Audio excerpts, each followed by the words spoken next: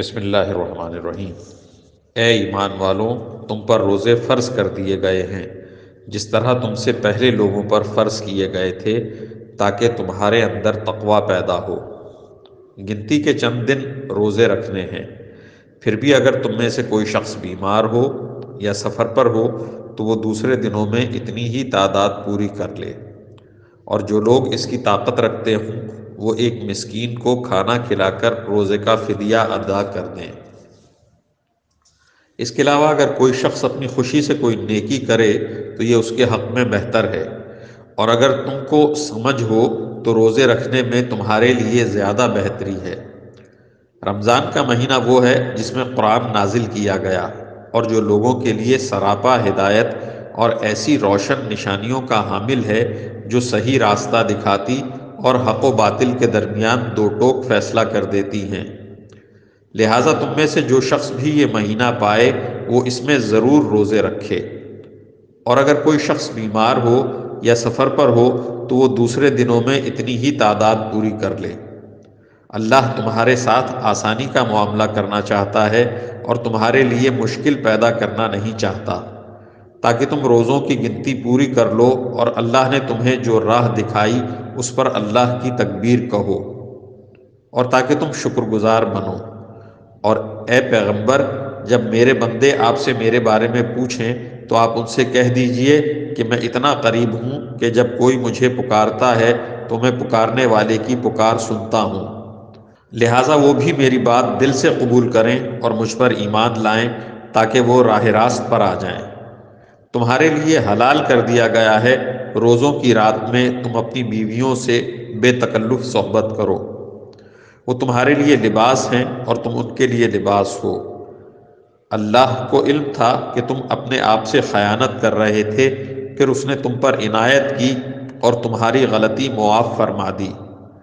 چنانچہ اب تم ان سے صحبت کر لیا کرو، اور جو کچھ اللہ نے تمہارے لیے لکھ رکھا ہے اسے طلب کرو، اور اس وقت تک کھاؤ پیو جب تک کہ صبح کی سفید دھاری سیاہ دھاری سے ممتاز ہو کر تم پر واضح نہ ہو جائے۔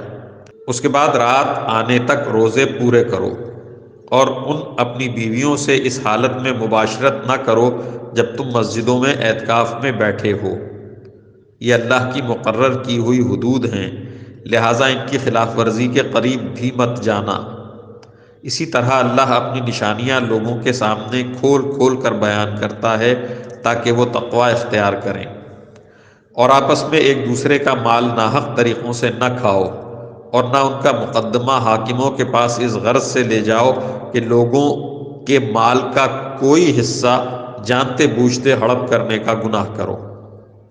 لوگ آپ سے ان مہینوں کے چاند کے بارے میں پوچھتے ہیں، آپ انہیں بتا دیجئے کہ یہ لوگوں کے مختلف معاملات کے اور حج کے اوقات متعین کرنے کے لیے ہیں، اور یہ کوئی نیکی نہیں ہے کہ تم گھروں میں ان کی پشت کی طرف سے داخل ہو، بلکہ نیکی یہ ہے کہ انسان تقوی اختیار کرے اور تم گھروں میں ان کے دروازوں سے داخل ہوا کرو، اور اللہ سے ڈرتے رہو تاکہ تمہیں فلاح حاصل ہو۔ اور ان لوگوں سے اللہ کے راستے میں جنگ کرو جو تم سے جنگ کرتے ہیں، اور زیادتی نہ کرو۔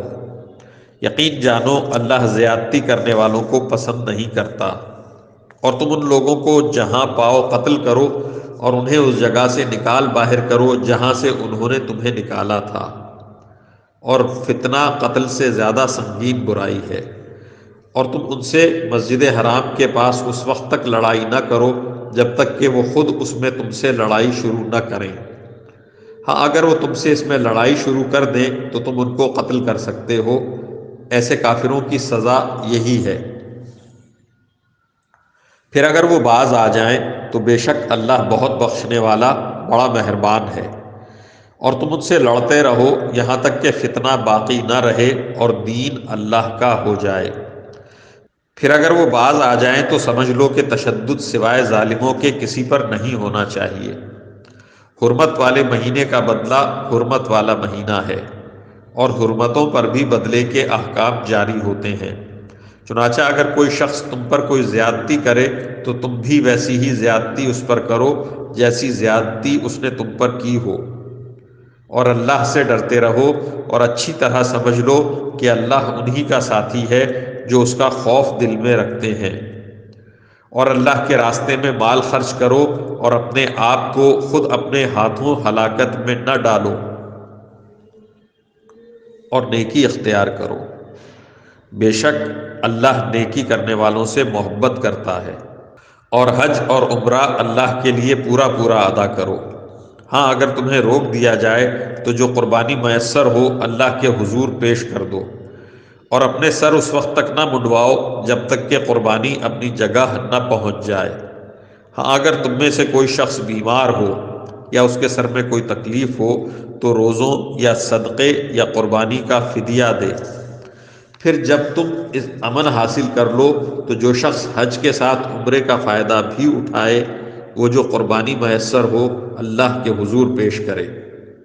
ہاں اگر کسی کے پاس اس کی طاقت نہ ہو تو وہ حج کے دنوں میں 3 روزے رکھے اور 7 روزے اس وقت جب تم گھروں کو لوٹ جاؤ، اس طرح یہ کل 10 روزے ہوں گے۔ یہ حکم ان لوگوں کے لیے ہے جن کے گھر والے مسجد حرام کے پاس نہ رہتے ہوں۔ اور اللہ سے ڈرتے رہو اور جان رکھو کہ اللہ کا عذاب بڑا سخت ہے۔